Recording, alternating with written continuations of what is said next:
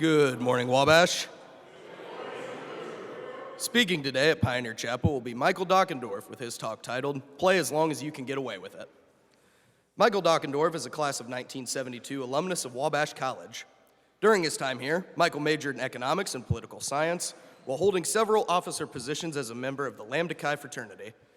He additionally participated in various athletics, student government roles, and the Sphinx Club during his time on campus. Michael is part of a larger Wabash family, having mentored over 50 students and championing the inclusion of the municipal debt and real estate financing in the college portfolio. Michael is currently a managing director at the Peakstone Group in Chicago and has more than 40 years of financial services experience at the president and SMD level at Lehman Brothers, Bear Stearns, Kidder Peabody, DLJ Credit Suisse, and Advanced Equities, the Bear Stearns Venture Capital. Michael served as president of the Graduate Management Association at Northwestern University's Kellogg Graduate School of Management, where he earned his MBA. While at Wabash, he was also commissioned as an officer in the United States Marine Corps. Michael, his wife Deborah, and his daughter Megan, who graduated from Bard College in 2005, reside in New York City today. Let's give a warm welcome to Michael.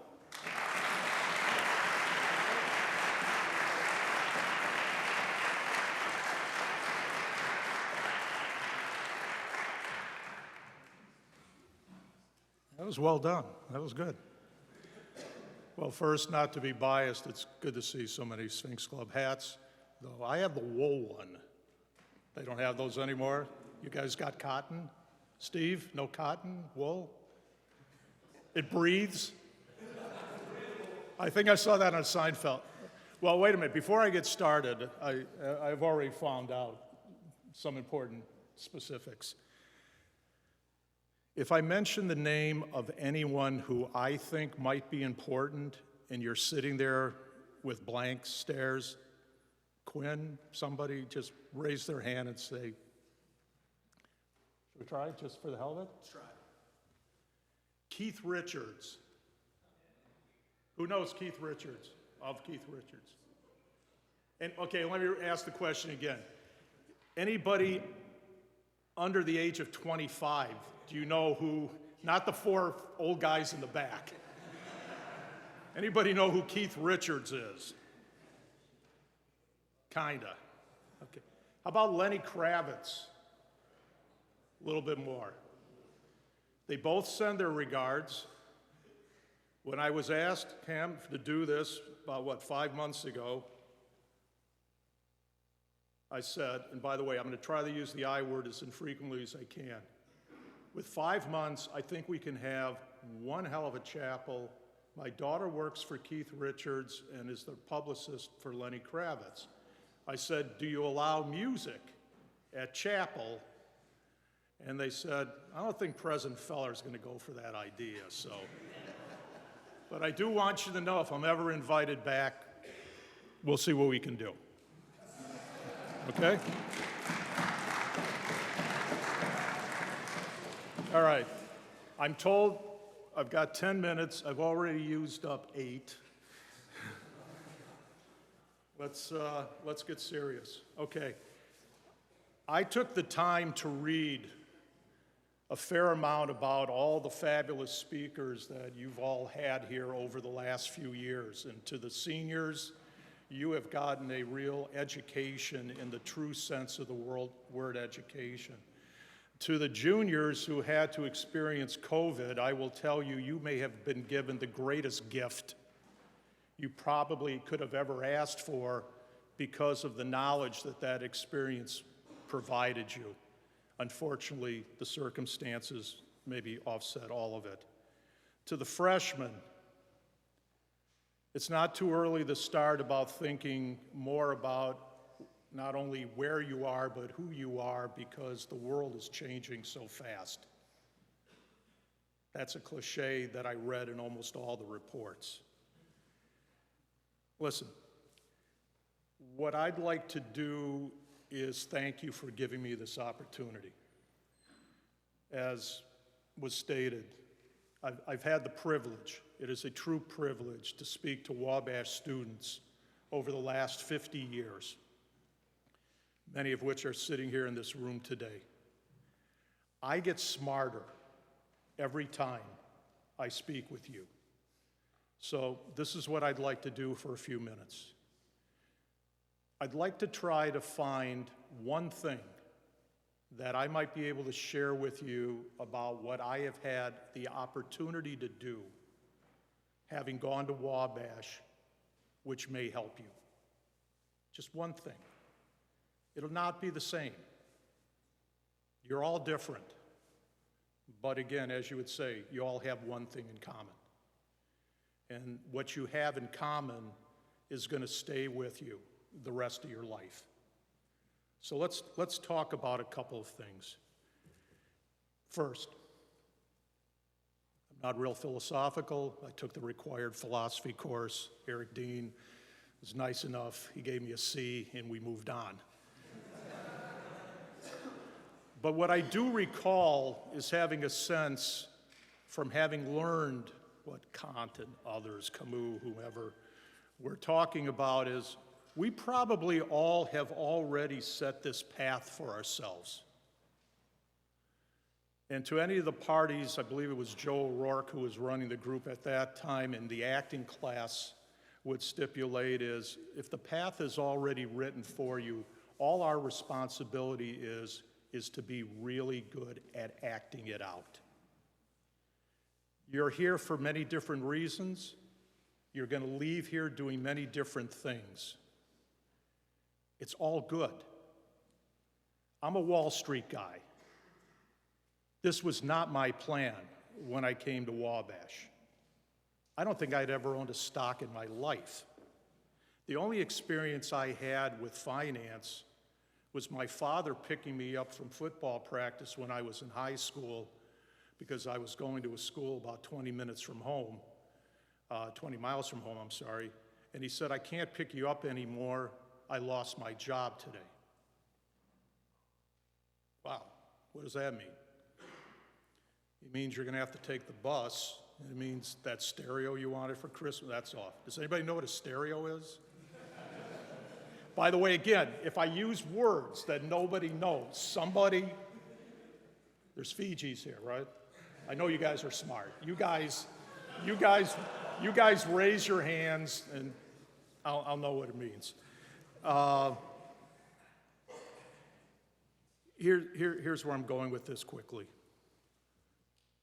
If any of you, show of hands, had, in your opinion, your worst day yet?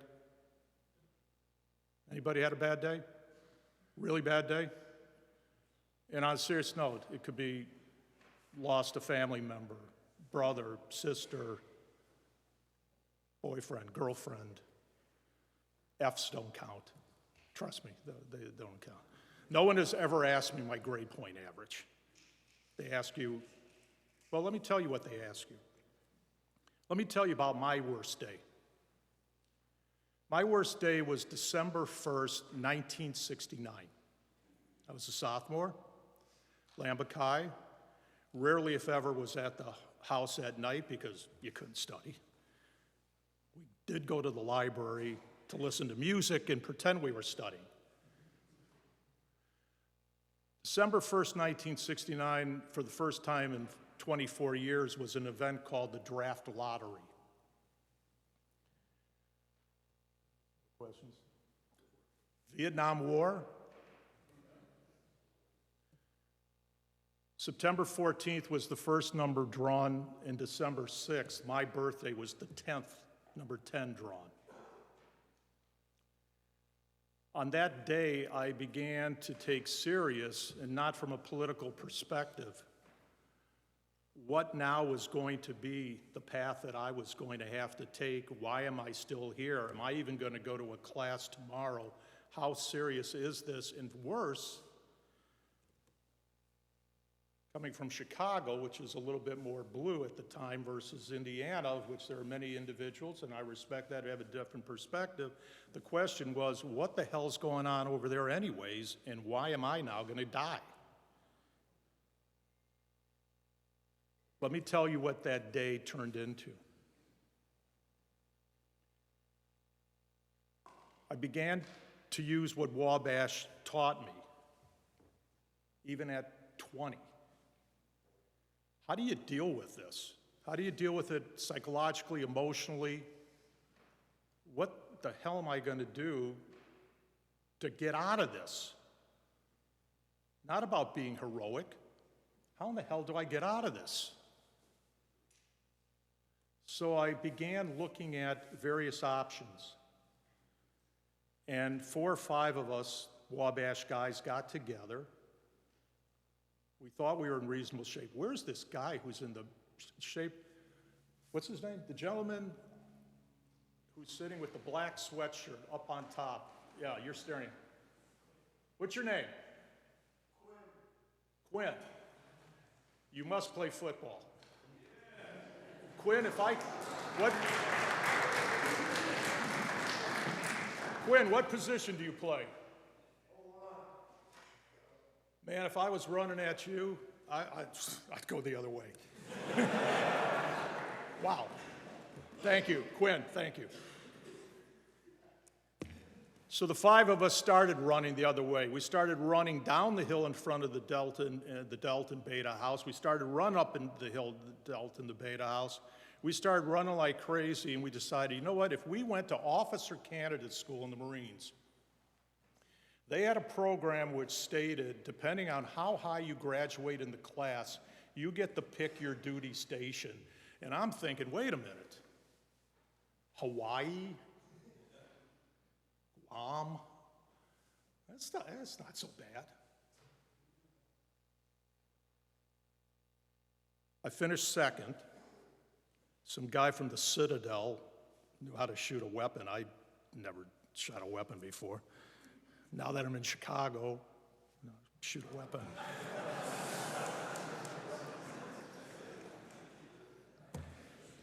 And I finished my senior year until I did something else additionally stupid. And at the good graces of Wabash College, they cut me a little slack, and I was able to go back to Quantico, finish my tour, get through, graduate. They thought I was going to law school because that was my angle to get out. A Wabash grad, Lambekai, called Frank Castle, was the dean of the Northwestern Business School.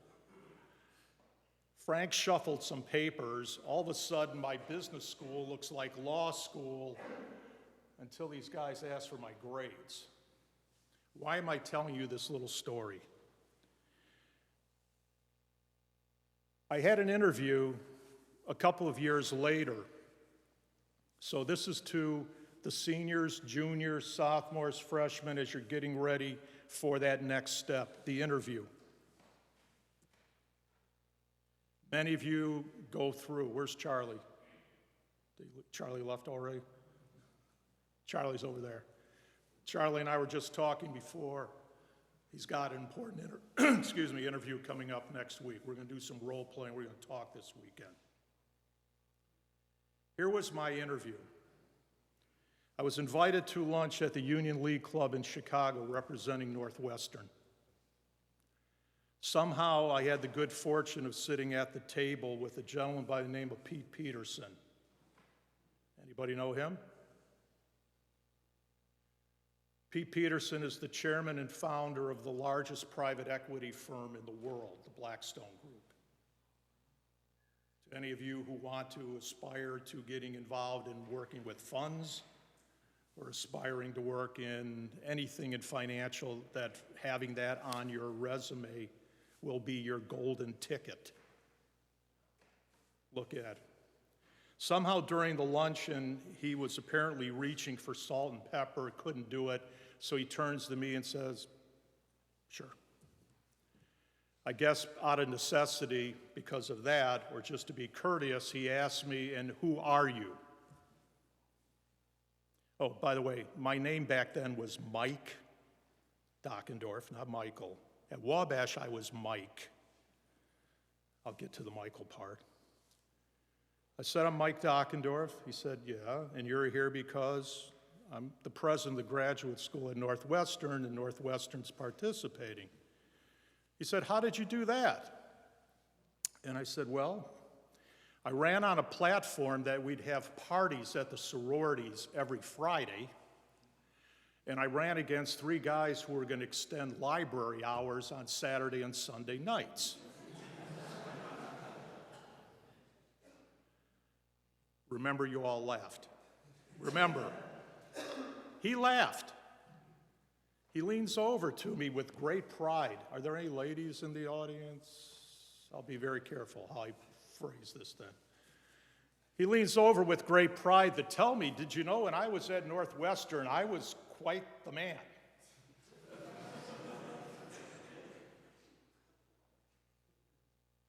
I'm looking at him and I said, I understand that.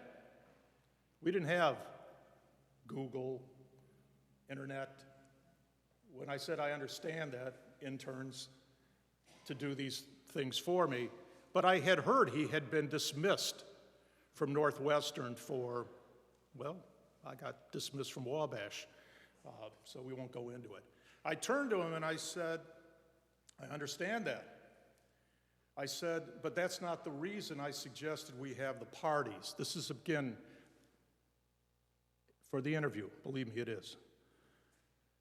I said, my understanding was, with all due respect, that the highest probability that I had as a graduate student hoping to get a job was to interface with, frankly, anyone whose father or mother might in fact have a job for me to receive when I get out of school.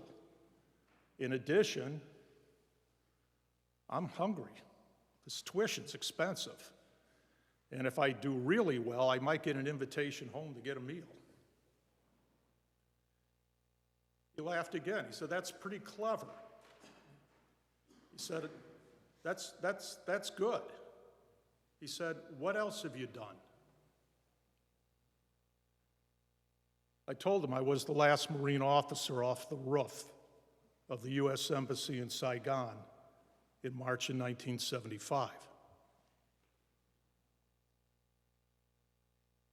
He took out his business card, the chairman of the board of Lehman Brothers.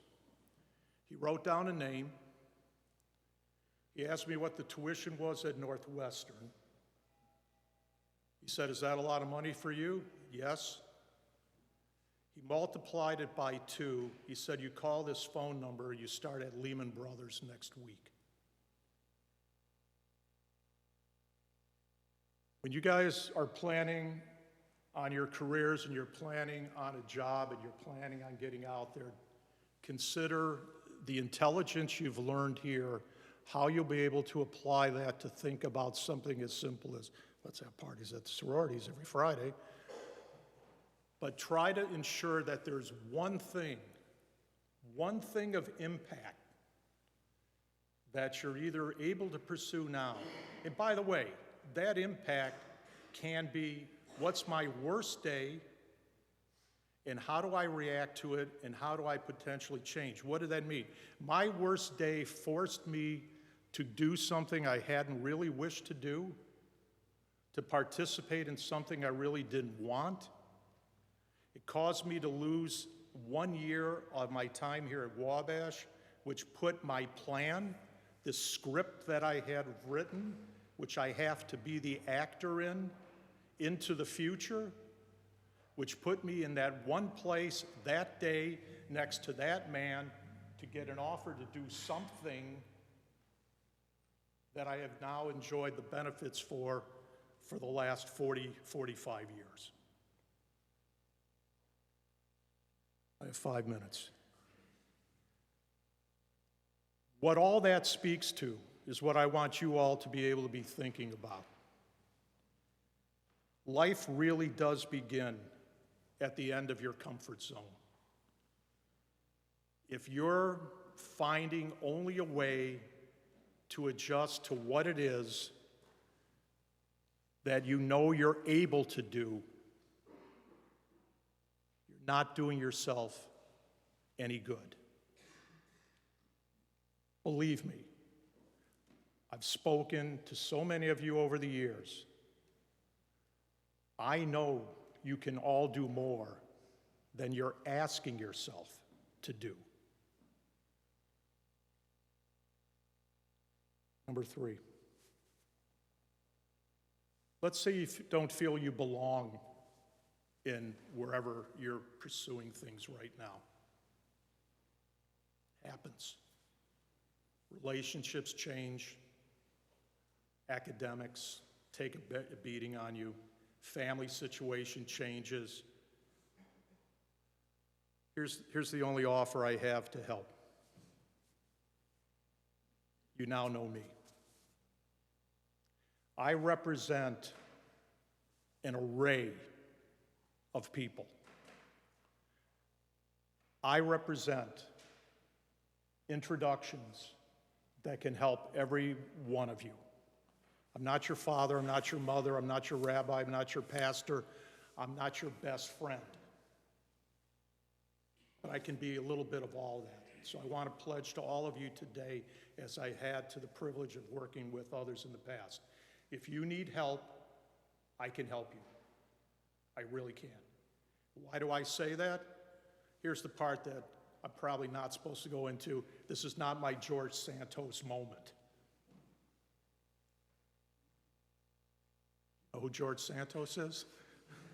Show of hands. Good. Listen, I went to the Russian tea room in 1984 on my wife's birthday.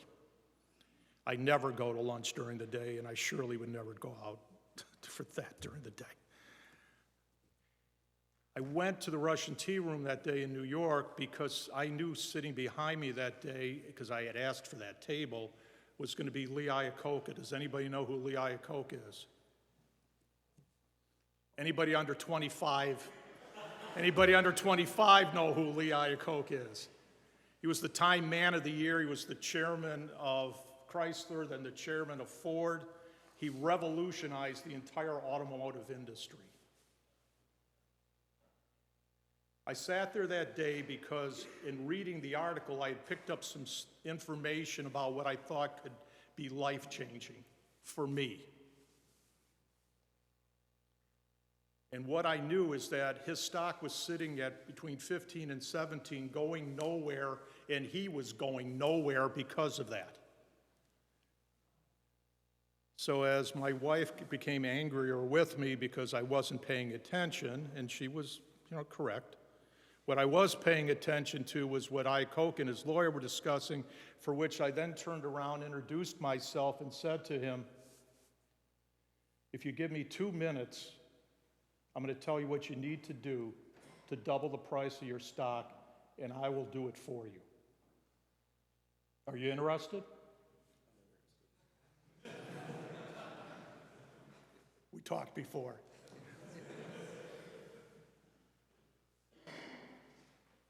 I said, I've created a new structure to retire the $350 million in debt that you owe the government.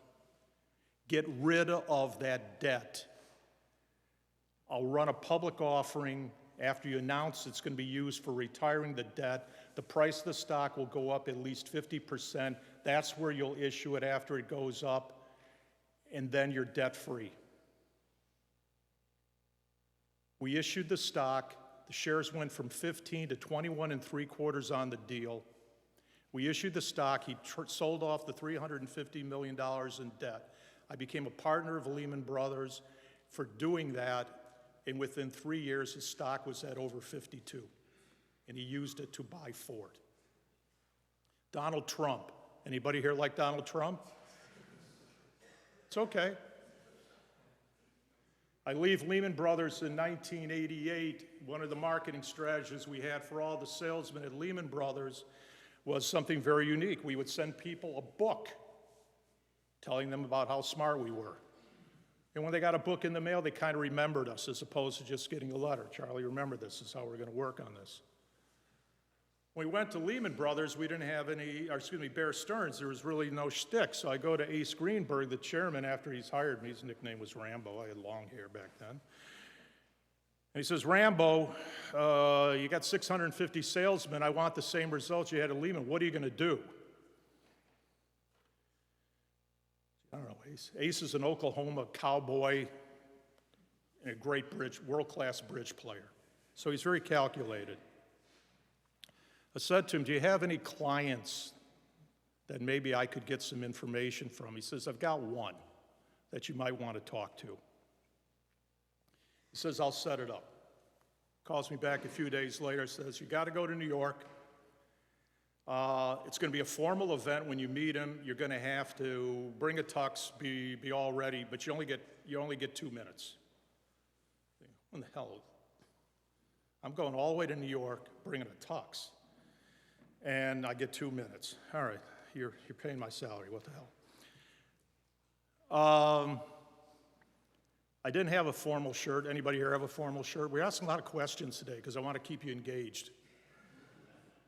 I would have assumed. Who knows how to tie a formal bow tie? Not Phi Gams. That doesn't matter. Not Phi Gams, betas, Kappa Sigs, no. Where's the Phi Delts? You guys have tuxedos and know how to tie formal ties? That's bullshit. I know. There's no way. There's got to be a different Phi Delta class than was here when I was here. Steve, help me out. I asked again, my dear sweet wife. She was Miss Teen USA, by the way, and I dated her here at Wabash. Is Dr. Blix here today? David Blix was like a sophomore when I was a freshman. I wanted to see David today. David knows that first, I had no social skills at all before I came. Wabash was the perfect place for me. I had no shit. I talked one young lady from my high school to come to homecoming my freshman year and to DePaul weekend my freshman year, and I never heard from her again. two weekends at Wabash. That's another story. In any case, I asked my wife, please, would you get me packed? I've got to get to the airport. I got to do this. And by the way, get me a formal shirt. Fine. I arrive in New York. I'm getting ready for the event. I got the tux out. I'm getting whatever. And here's the shirt I'm unwrapping, and it says Versace. Anybody know Versace in the group? All the under 25s know Versace. Nobody over 25 raised their hand. You are the salaried guys. And here's everybody whose parents can buy them Versace clothes. The shirt, she found the most fashion-forward shirt she could find, and you have to tie the tie together. No clue. Remember, no internet. There's nothing I can, no TikTok, whatever. I go to the plaza. I'm meeting Donald Trump. Because I have an idea. I show up, he stares at me, and by the way, he's not 6'3", at best. At best, he's 6, maybe 6'1", because he does stand on his toes when he talks. Even then, he's not 200 or 210 on his mugshot. He's tipping. How much do you weigh? It's Quinn, right? How much do you weigh? So does Donald Trump.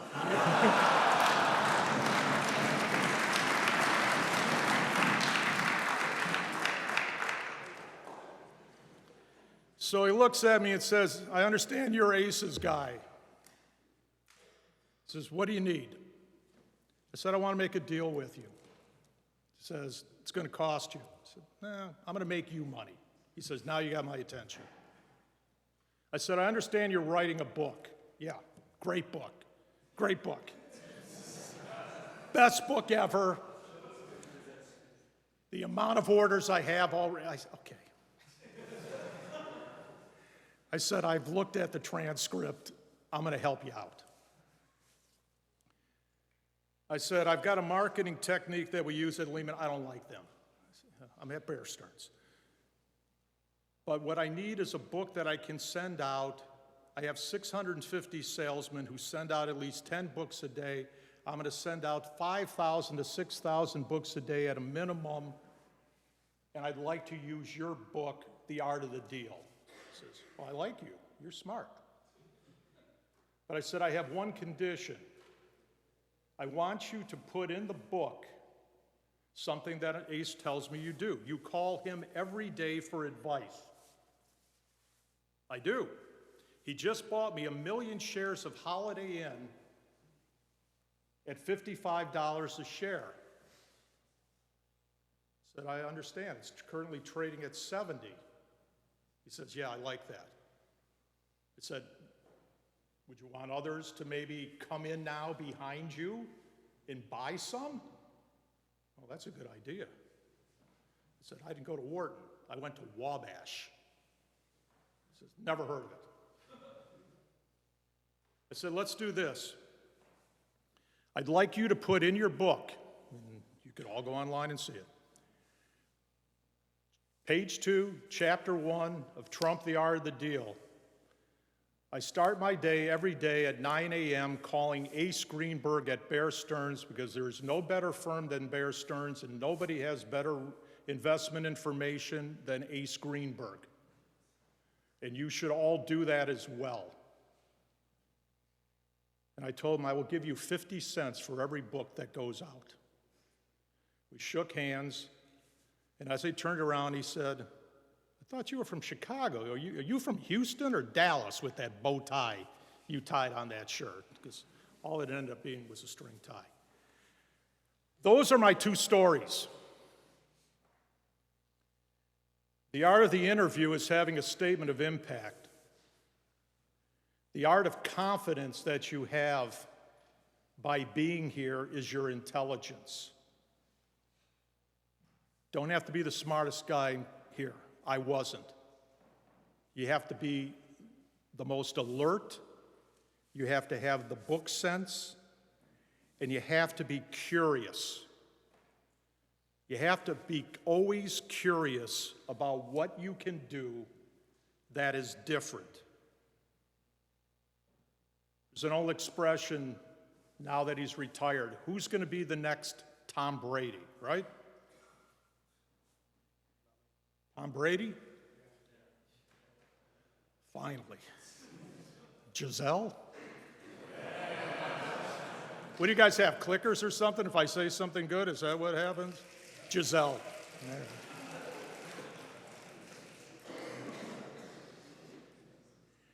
We all have different gifts. You're all the next Tom Brady. I promised that I was going to only quote one quote in terms of pulling this together. And I did ask President Feller if I could use his quote, but I see I'm out of time, so I won't be able to quote him. But I do find it in the summer of 2022 dialogue, and you were set up by your colleague because she thought that would be humorous if I said it quite that way. Listen, there's reputed that there have been 3 or 4 really great speeches in history. I know that was not one of them. I do know that Lincoln's Gettysburg Address lasted all of 2 minutes. The topic was hope. So I will share with you that you should always have hope. You always have a resource. You always have a family. And importantly, I would tell you, before you leave today, just look in front of you, look behind, look to your left, look to your right, because this is your family now. And I can assure you that while, as JFK said, never do what is just easy, the parties that are with you are going to make you stronger and able you to do more. You have given me 20 minutes plus of your time, and for that I will forever be grateful. If I can ever be of any help, please call on me. Thank you.